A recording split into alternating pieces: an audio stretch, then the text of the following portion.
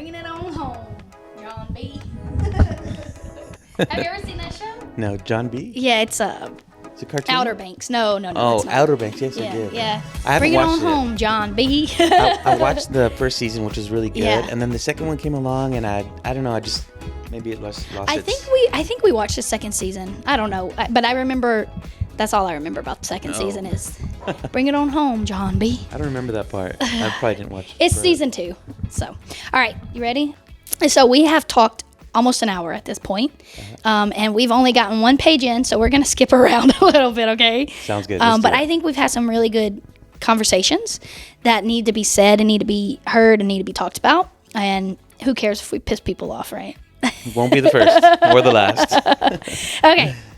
So I want to talk about particular type of programs that you guys have, specifically with first-time home buyers. But I also want to talk about if there's any programs out there that you guys have that you want to highlight. I know that we met last week. Was it last? No, it was 2 weeks ago.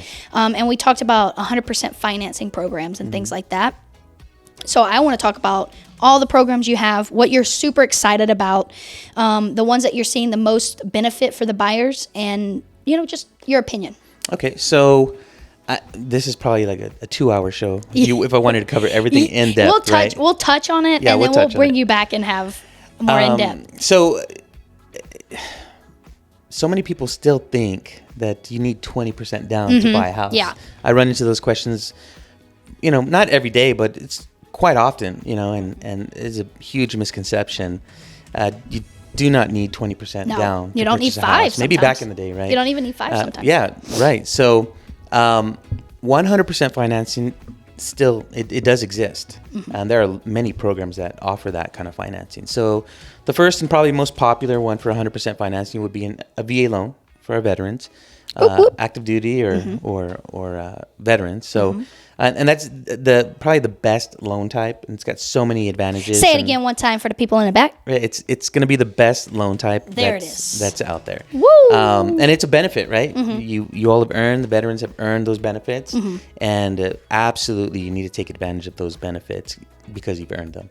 I've run into veterans who have conventional loans, and they still have their entitlement, and I'm asking them, well, why didn't you not use that before? Well, we didn't know we could, or we didn't know how. Or they've been advised by their realtor that you're not going to be competitive if you go with a VA loan. Right, which is another misconception in my opinion, and that's probably going to make some people upset too. No, I don't give a shit. I'll die on that hill, okay? Yeah. That is a misconception. The VA loan is the most backed, guaranteed loan on the market. If you have a VA loan, and you got approved for one, chances are you're 99.9% going to close on that loan. Right, and you know what? It's such a stronger buyer in the sense that they don't have to worry about as much money coming out of pocket, so much money. So we don't have to source it. They don't have to find it. To me, it's a no-brainer. It's a no-brainer. If the property's in bad condition, well, then maybe. Yeah, of course. But that's FHA too. So we don't have to go down this road, okay? Because we'll get on it for 30 or 40 minutes because I'm very passionate about VA loans. Yeah. So and just so you know, last thing I'm going to say about this is there are so many statistics out there that support what we're saying. Say it again. So many statistics, and if we'll cover that at another time. But let's the VA not do it because if we go down that rabbit hole, I'm telling you, we're not getting off of it. Right. Okay. So VA loan, right? We got 100% financing there. And just so you know, we can marry a VA loan and a down payment assistance program. So I had a customer a couple months ago, did 100% financing. We used down payment assistance to cover all their closing costs because the seller was not willing to. 0 out of pocket. Yeah, 0 out of pocket. Got his earnest money back. Hey, that's proven right there that you learn something new every day because I did not know that was... I haven't heard of that. Yep, we can do it. So now that I know that, hey, come on, guys, let's go. Yeah, so if you're a veteran, you have those benefits, and you want to, come out of pocket $0 for your brand new house, we can make that happen for you. A little bit higher rate, I would imagine, right? Because you got to use that first time home or the down payment. Well, to be honest with you, your rate's going to be. It could be better. Yes. Yeah. It could be better and at a lower cost, and if you go with new construction and you have all these concessions that they're giving right now, you're looking at a very spectacular rate. But it all depends on the program and all that. So we'll get into that another time. But it's a great option. and it is alive and well and is very realistic for Wow. VA buyers. Yeah. Right. USDA loans. I love those. So have you done them before? We have done. We have one. Erica's actually got somebody who is doing a land loan. I think it is. I'll have to ask her. I think she is using USDA. Okay. Well, I don't do land loans, so I don't know much about them. But USDA loans, those are for rural development. You go to the website USD or to Google USDA eligibility, and it'll take you to a website. You put in the address, and it'll tell you if that property is eligible for USDA financing. It's crazy because there are a lot of homes here in El Paso. Nobody thinks that they're qualified for them. And they are. Oh, there's a lot of houses, and generally speaking, it's going to be like east of East Lake. There's some pockets that are west of East Lake, Sanelli, Fabens, Clint, Horizon, and there's a lot of new development out there too. So, 100% financing. Same thing with those. We can marry those with the down payment assistance program. That's crazy. And we can get the closing costs. So you don't have to worry about your down payment, and we can get your closing costs covered. Right. Right. Now, USDA loans, you're going to qualify for a little bit less than you would on an FHA loan or a VA loan because of the debt ratio restrictions, but it's very possible. And the fees are lower, so their upfront fee is lower, and their mortgage insurance is lower. So it's going to bring your debt ratio down a bit, so it'll help you with their guidelines, a little bit more strict. Yeah. But that's okay because it's still an option, right? That's crazy, And our goal is to get you into a house right now. Right? Yeah. So you can enjoy what the market does over the next couple of years and buy your dream house down the road. That's cool. I did not know we can marry those two things. Oh, absolutely. Mm-hmm. Wow. And most people don't. A lot of loan officers are they're not very versed in the down payment assistance programs. They're not sure what scary. We can do. Sometimes they're a little scary. And a lot of banks, they shy away from them because they're not the most profitable Lucrative. loan for, and I'm probably going to piss off some people now, but who cares, my guy? Yeah, we want to be honest and transparent. Hey, you know what? We can piss people off right now because the podcast is growing. We're not at our peak, so not too many people are.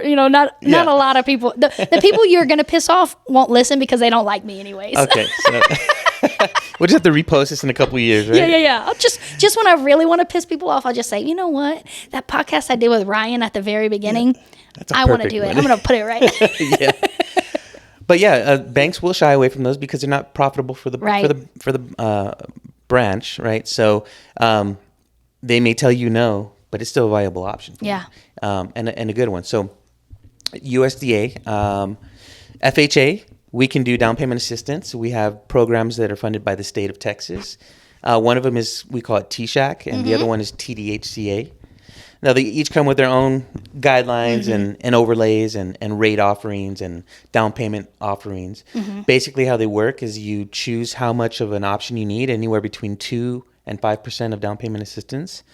And your rate will fluctuate based on your need. So if you go with a higher down payment assistance option, your rate's going to be a little bit higher.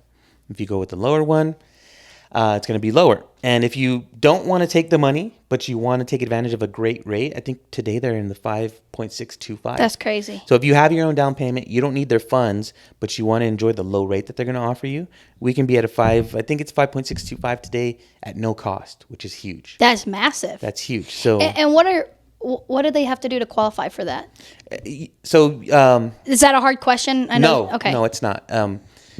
I'm just trying to think of how to word this because you've heard this program called many different things. Yes. For heroes, for law enforcement, for teachers. There's so many ways to qualify for this program, but it's all the same program. And one of the ways, if you're not one of those professions, is income. Yeah, you just qualify based off of your income. Yeah. Is it a cap? Like you gotta make. It's a cap, and it's a big cap. So I think for a household of 2, you're in the 80s or 90s. I mean, that's not El Paso. People are going to qualify for that for sure. It's rare that we're going to find someone that is over those income limits. Right. And in target areas, you can go a little bit higher on the income. Wow. So it just depends again where you're buying, your overall profile, but we have the knowledge to tell you, all right, we see your whole profile. This is what's going to work for you.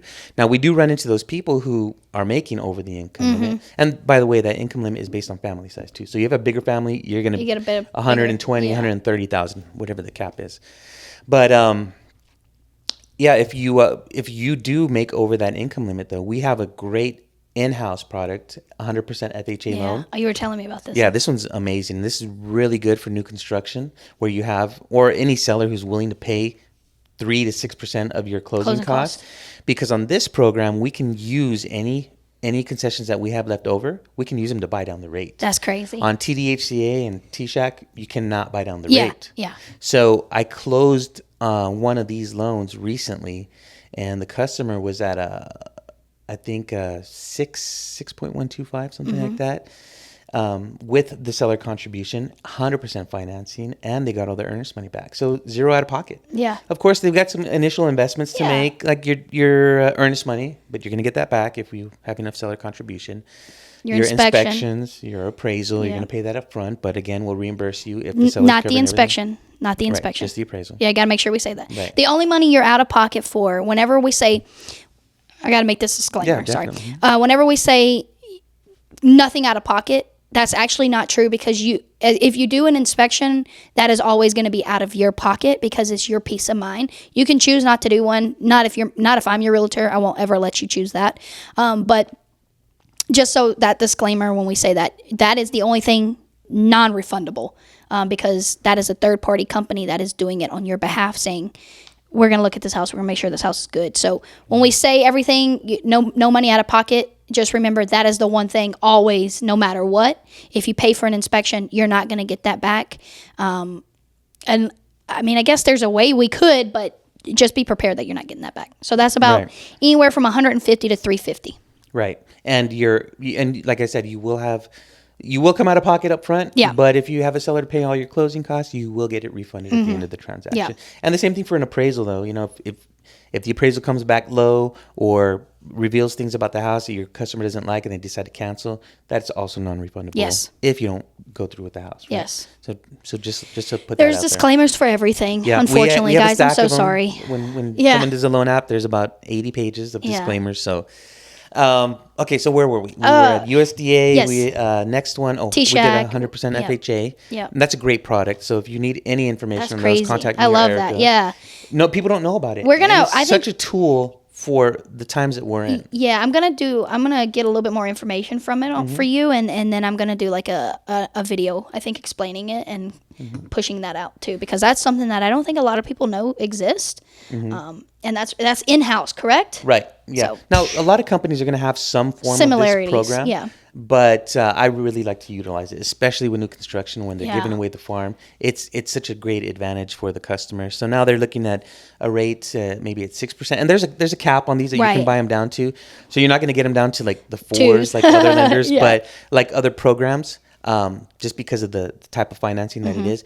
But a 6% on 100% financing is incredible. Yeah, and then again, we talk about this word a lot: refinance later down the road, whenever we're at a rate that you're happy with, and maybe you have a little money for a down payment or whatever. Refinance then. And the great thing about refinancing with CMG is that we're going to give you what's called a rate rebound. So we're going to waive our lender fees, and we're going to give you a coupon to give you a lender credit on some of your closing costs. So when you come to refi, it's going to be a lot more inexpensive to do so, because we know that the opportunity is coming in the next couple months or years, and we want to make sure that we set you up for And they that. return to you.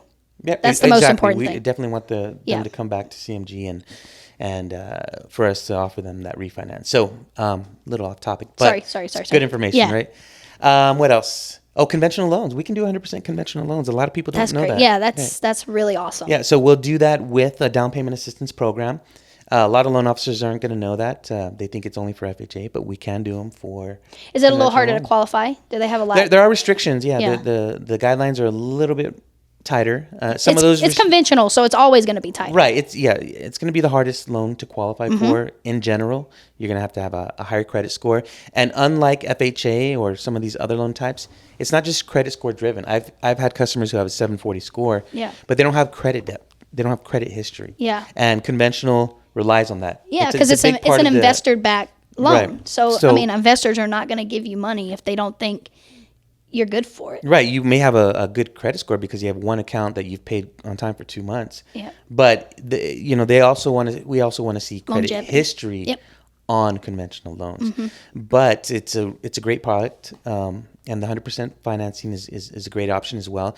We have a phenomenal program right now. It's a 3% down payment for a conventional loan. And the rates on this program are phenomenal. Yeah. So this is a first-time homebuyer program, 3% down payment versus the normal 5%, 5%, yeah. on a conventional loan. So it helps there. And the FHA minimum down payment is 3.5%. So it's actually lower than the FHA down payment, Right. which is good. So less money out of pocket. And then the rate's just phenomenal. The rates in the low, depending on your credit score, and you're looking somewhere in the low sixes at no cost. Yeah. Which is huge. Yeah, so if you got a little extra money, throw a little money at it and buy it down. Or just wait and refinance. Because I really just don't believe that you should be throwing money at a loan. Yeah, I don't, and it really depends on your needs. Didn't mean to get and off your, topic and your again. wants, I'm so sorry. I agree with you, though. People, tell me, should I buy down the rate? No. I would tell you, and I'm always going to give advice as if I was in that situation and I'm looking at it from my perspective. I would say most of the time, it doesn't make sense. Yeah, go buy some furniture when we're closed with that money. Or take that money if it's new construction and get some landscaping. Yeah. Or whatever the case may be, because I feel it could be a waste if you're going to be, if your plan is to stay in the house for 3 to 5 years. Yeah, right? exactly. Because there's a break-even point when you're calculating what it's going to save you on your payment and the upfront costs. Yeah. So, and even if the seller's paying for it, in my opinion, it's still a cost to the buyer. It's, you got these builders, they're giving away The farm. Oh my goodness, I've seen $20,000, $30,000. 6% to the buyer's agent and 6% for concessions, and that's 12% of $300,000. Yeah, it's crazy. That's what, $36,000. The buyer in the end is paying for that. Yes, because it's included in the price. It's included in the price. So yeah, it's your money. Put it where you want to, put it where you need it. But at the end of the day, it's yours. And there's also a cap on what you can use on conventional loans. Right. So even if the builder is giving you 6%, chances are you're only going to be able to use a specific amount of that. Right. So realtors, again, if you're smart, make sure we notate that whatever's remaining we can put towards landscape or whatever. Right. We want to put every penny that the builder's giving you, you want to put it back in some way, shape, or form. Right, to work for the buyer. Yes, Absolutely. exactly. You're not going to be able to buy that rate down with all that additional 3% because you've already got 3% towards closing costs. I'm only probably going to be able to get you 4% before the conventional limit has been hit. Well, it's going to be 3% max seller contribution. Yes. Aside from title policy and Yes. survey. So if normal closing costs are 2.5%, you have very little left over for buy down. And if you've accepted an offer for your, and correct me if I'm wrong, I'm looking at this from a lender's perspective, right? But if I see a contract come in, that sales price is $300,000, and an agent is able to negotiate 6% seller contribution, but we can only use 3% of that, you've left 3%, $9,000 on the table. Yep. So now we have to find out where that's going, and what I like to do is when you're in resale, it's a little bit difficult because we can't really negotiate other than repairs and things like that. But if we're in new build, and I know that stipulation's there, and they're offering 6%, I'm going to say, hey, I can only use 3%. What can I do with this other 3? Can we notate it on the contract? We're either going to get $1,000 to landscape, or we're going to get another $1,000 to do incentives, such as brand new appliances, some new appliances. Can we get washer and dryer included? What about some wood blinds? What can I get for that additional $9,000? Because I'm not leaving it on the table. You're offering it to me, Mr. Builder. You're offering it to my client. So where is that money going to go? Exactly. Because you don't give a shit. You've already said, I don't care. It is. So let's put it back to work. Right. And if you're not with an experienced realtor like yourself who isn't aware that this money is there, it could be left on the table, goes back into the builder's pocket, and they're just getting richer, right? Or if you have a loan officer that doesn't have your best interest at heart, guess what they're going to do? Points. Okay, well, we're going to, or fees, not points. I don't mean to say points. I'm going to throw it in fees, and guess what? They're padding their pockets with that additional $5,000 or $6,000. That could happen too. It happens all the time. And it's right there in your face, Mr. Buyer or Mrs. Buyer, because it's on the disclosure, and you just don't know what you're looking at. So make sure whoever you're hiring, you have a seasoned realtor, or not. It doesn't even have to be a seasoned realtor. It has to have make sure your realtor is knowledgeable, right? And then also make sure that your loan officer is a trusted loan officer, because if that money is there, somebody's getting it, right? And you as a buyer, you want that money before anybody else gets it. Somebody is, because again, you're paying for it. You paid this that concession. Those figures have been built into the price of that house. And if you're not getting every single penny, then it's out of your pocket. You're leaving money on the table. Absolutely. So and you're going to be hungry. Yeah.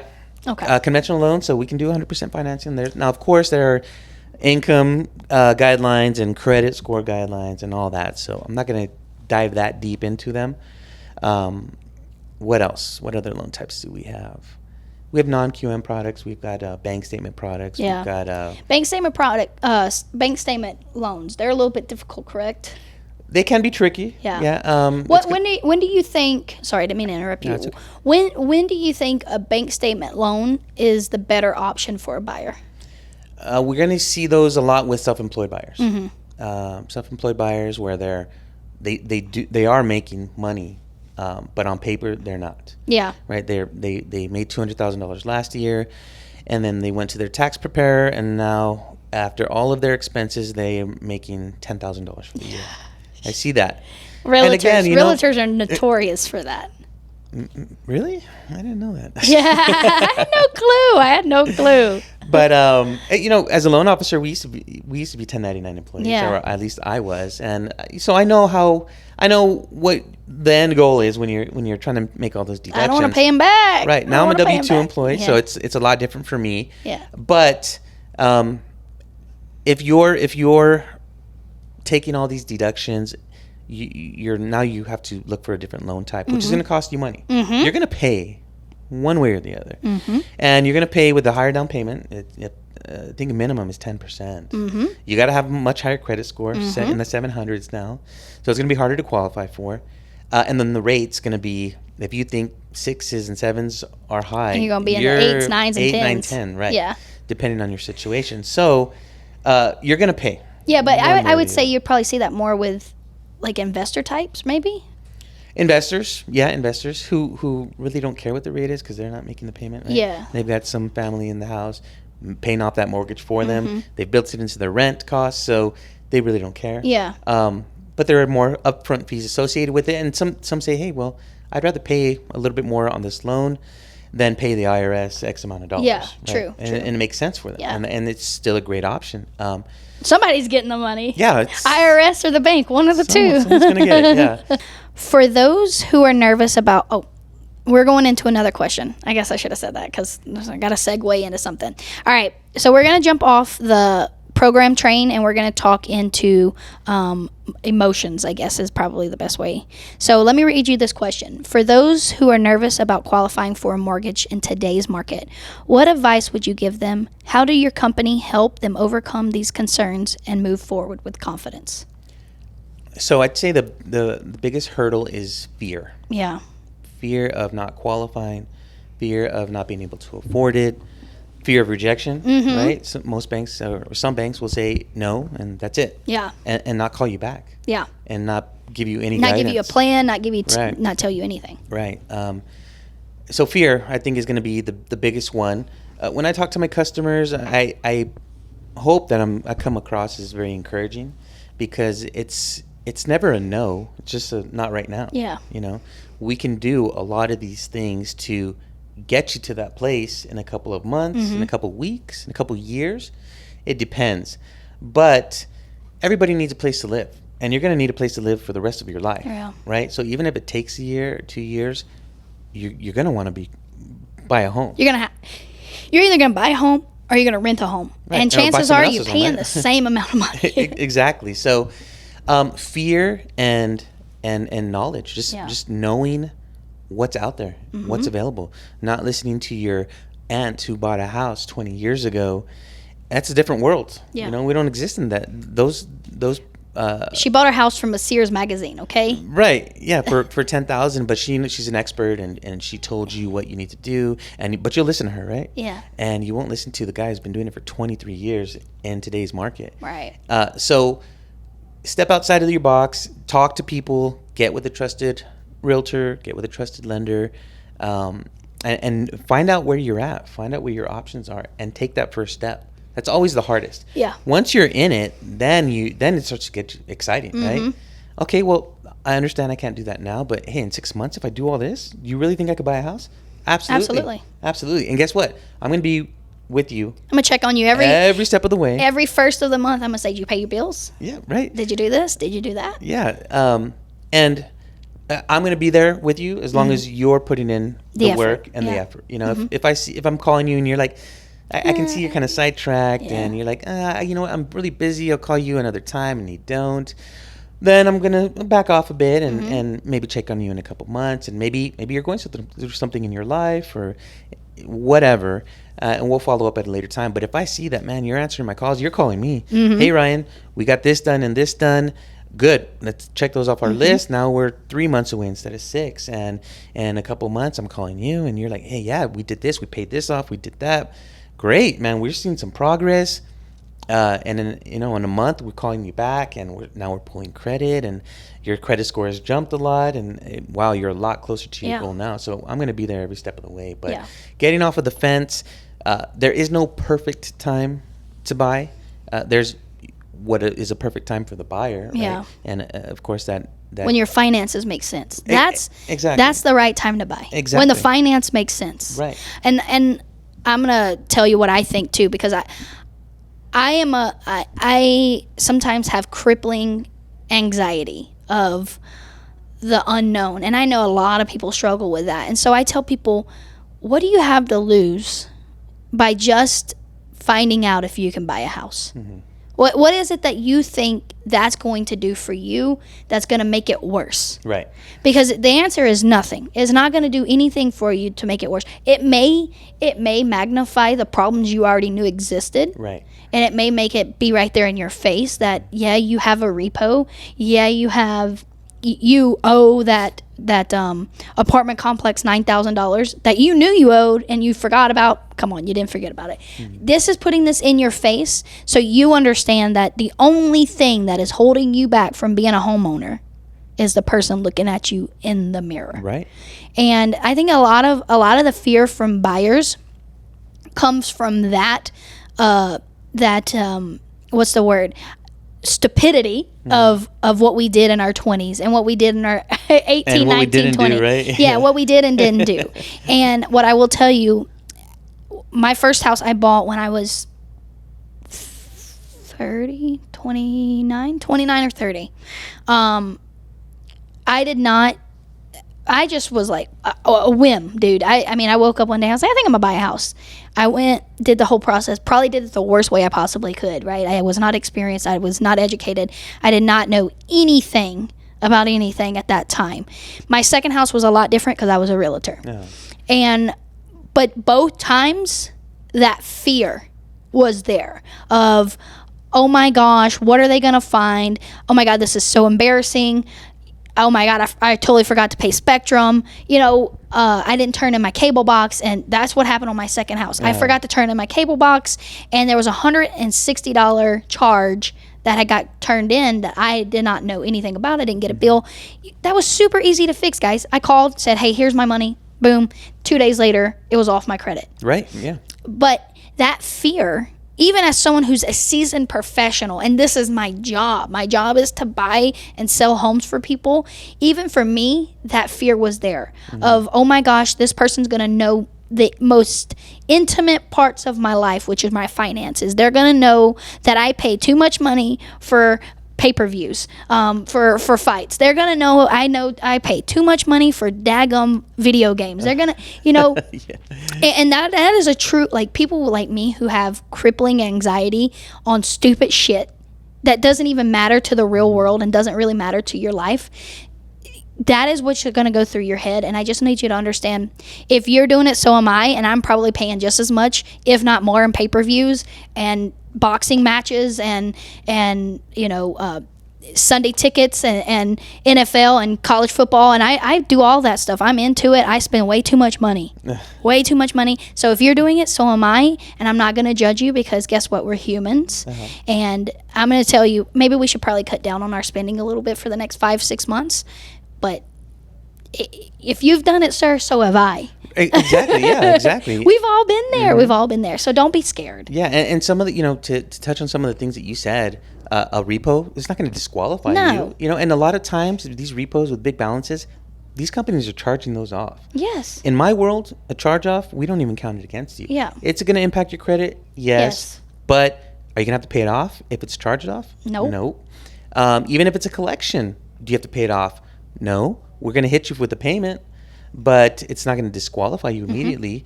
And the older charge-offs, they're going to have less impact on your credit scores. And there are ways to have these things removed or deleted from your credit report too. Yeah, all you gotta do is make a call. Yeah, we work with credit repair specialists, and they know the ins and outs of all this, and they can help you with that. Medical collections, we don't even look at them. Yeah. And at this point, I think they're having a much smaller impact on the actual credit score.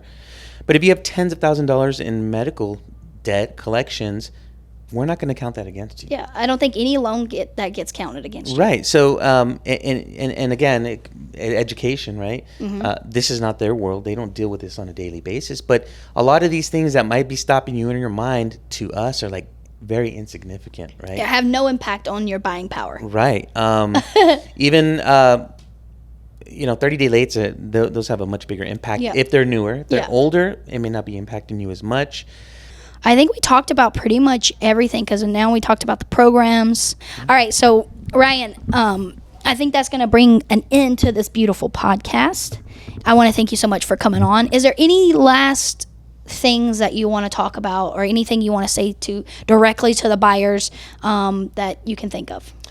I just say, start the process now. Yeah. Whether you buy or not, at the end of it, that's a decision that you're going to make based on your situation.